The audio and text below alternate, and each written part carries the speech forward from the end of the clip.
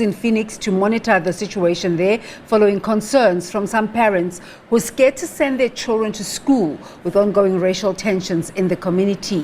Simphiwe, let's bring you in now. Very good morning to you. It seems very orderly in your background. Is that the case?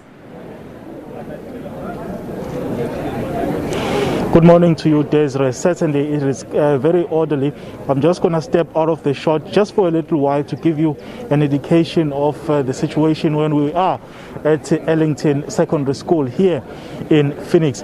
The education MEC here in the province, Mr. Simshengu, together with other education stakeholders such as unions, have been addressing these learners, basically allaying fears, saying that they must continue to come to school, even though, of course, we know that tensions remain very high in this community of Phoenix.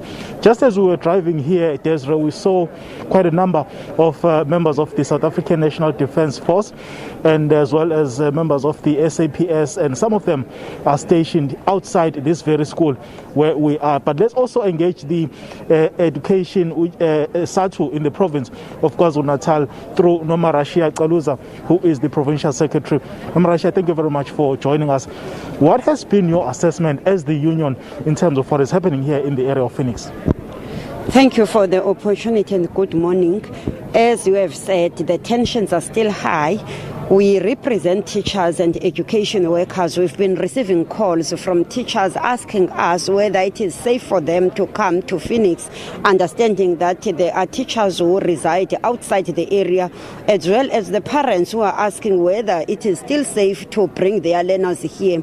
We then thought that we may not fold arms as SATU. That is why even yesterday as SATU we organized a meeting of community stakeholders, inviting them to say, let's come together, let's talk about this, because as you are saying, we have police, we have the soldiers around here, but the fact of the matter is that they will not be here for all the time. It's important that community members work together. Education as a societal matter requires that as partners, as education people, loving people, we have to come together and give hope to the teachers, give hope to the parents as well as learners, that the issue of tolerance is very important. We are saying our hope now is with these learners, as you see them, that when they go back home, they must be able to denounce violence, denounce the killings of innocent people, denounce racism, because we are coming far. It is not the time to go back to where we were.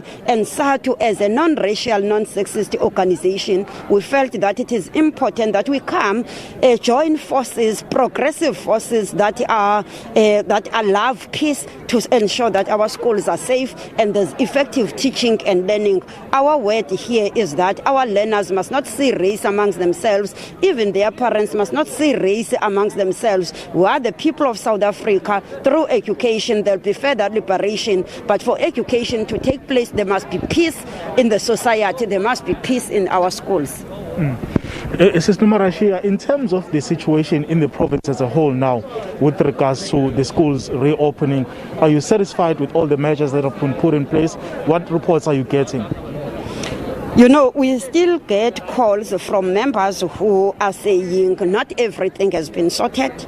We did have a meeting with the department where they were presenting their plan, especially when it comes to the schools that were vandalized, because you know that they are all over the province. The expectation was that there be mobile classes.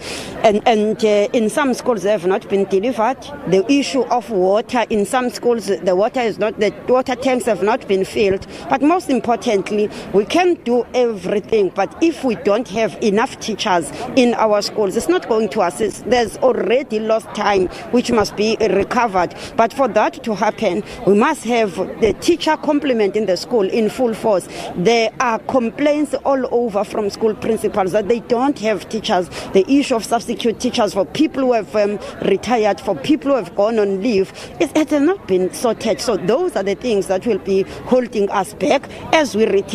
We have worked so hard to engage, to ensure that there's peace and there's a smooth reopening. But the issue now is that which must take place in the classroom. get teachers. The department must assist in deploying teachers and all teachers so that they can be teaching. And even here in this school, the school has indicated that there's an HOD that retired in January. But even today, they are reporting that they are still short-staffed because they have not been filled. Those even the substitutes, they are not there. Instead of having 27, they are still 24. It's not allowed. It's not going to assist our learners. We are not even sure whether the results will be going up under the circumstances where there are no teachers. Thank you very much for your time. Thank you. That's Nomarashia Kaluza. She represents SATU here in the province of KwaZulu-Natal, saying that there are still challenges with regards to the reopening of schools here in the province of KwaZulu-Natal. Desiree, it's over to you for now. As Simphiwe indicated earlier, he also spoke to the KwaZulu-Natal MEC for Education, Gwazi Mshengu.